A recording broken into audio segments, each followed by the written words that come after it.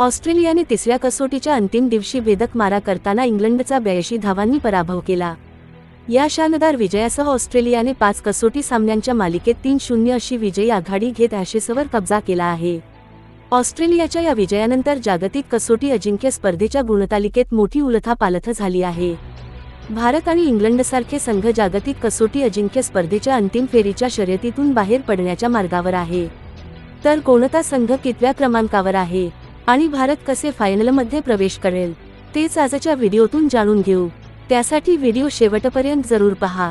चॅनलवर नवीन असाल तर चॅनलला सबस्क्राईब आणि व्हिडिओ आवडल्यास व्हिडिओला एक लाईक जरूर करा।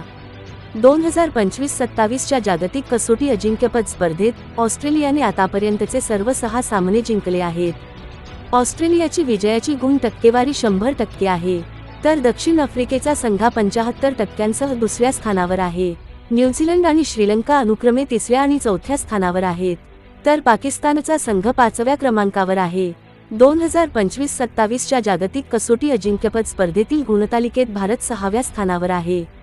भारताची गुणांची टक्केवारी फक्त 48.15 आहे। भारतीय संघाने 25-27 च्या जागतिक कसोटी हंगामाची सुरुवात इंग्लंडविरुद्धच्या मालिकेने केली। भारत इंग्लंड मालिका 2-2 अशी बरोबरीत संपली।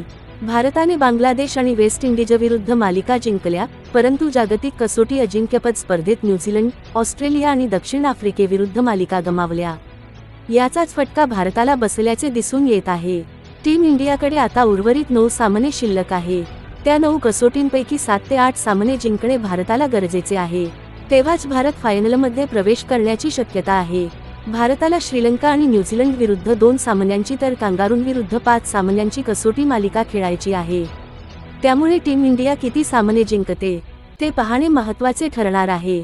तुम्हाला काय वाटतं, भारत वर्ल्ड टेस्ट चॅम्पियनशिपच्या फायनलमध्ये पोहोचेल का? ते कमेंट करून सांगा।